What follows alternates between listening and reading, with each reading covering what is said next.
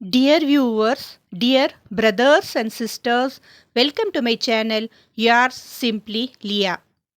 Assalamu alaikum warahmatullahi wabarakatuhu.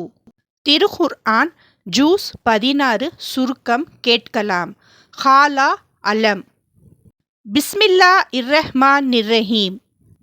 இந்த juice சூரா அல் கஹஃப் 75ஆம் வசனத்திலிருந்து சூரா மரியம் மற்றும் சூரா தஹா ஆகிய சூறாக்களை உள்ளடங்கியது.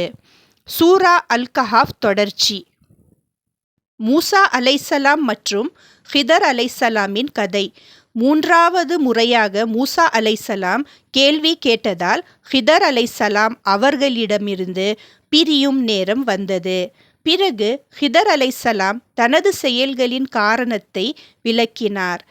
கப்பலில் ஓட்டை போட்டது அது ஏழை மீனவர்களின் வாழ்வாதாரம்காக.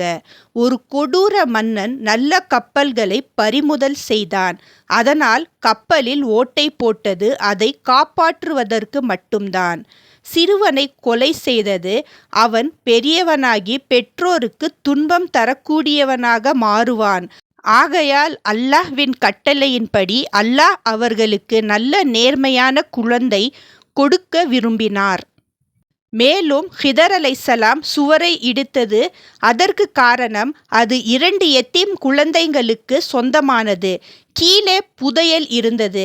அவர்கள் பெரியவர்களாகும் வரை பாதுகாக்க அல்லாஹ் விரும்பினார்.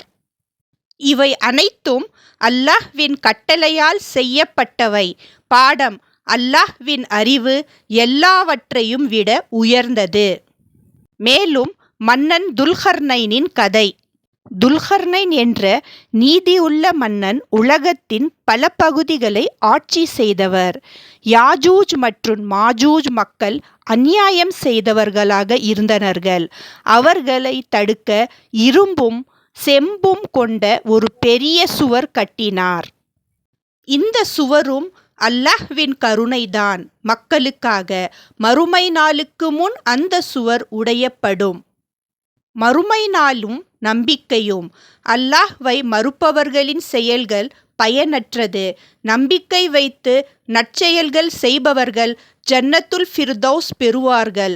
கடல் மை ஆக இருந்தாலும் அல்லாஹ்வின் வார்த்தைகளை முடிவடையாது.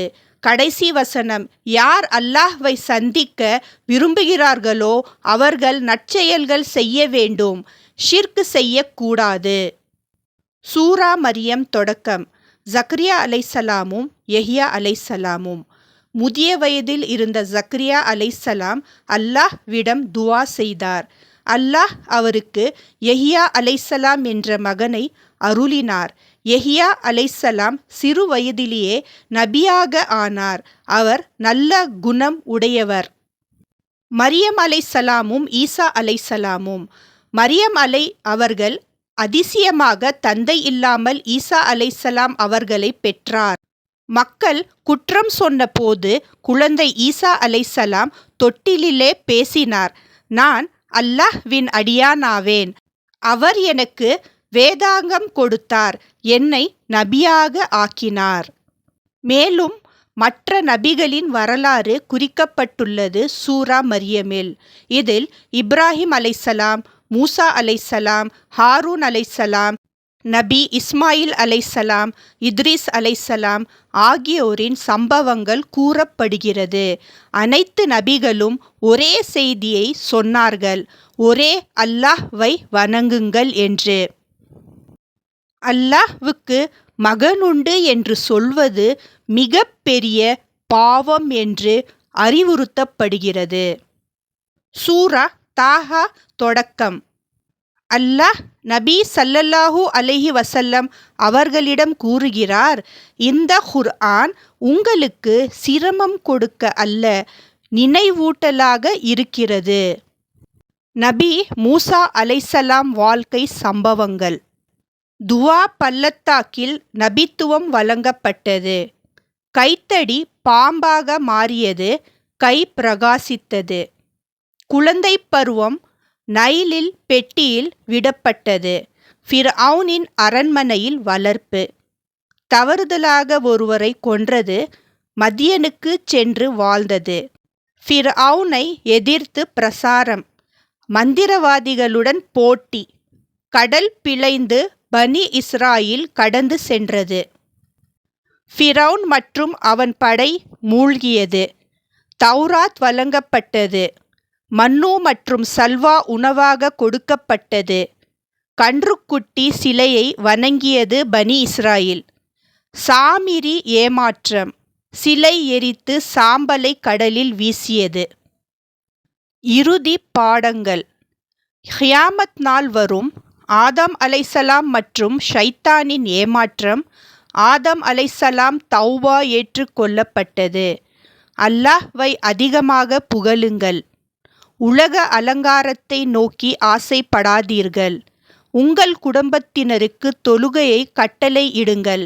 அல்லாஹ் தான் உங்களுக்கு உணவு வழங்குபவன். நல்ல முடிவு சொர்க்கம் தக்வா உள்ளவர்களுக்கு மட்டும்தான். இந்த ஜூஸ் முடிவுரையில் நமக்கு கற்பிப்பது, பொறுமை மிக முக்கியமானது. அல்லாஹ்வின் அறிவு உயர்ந்தது. அகந்தை அழிவுக்கு வழி.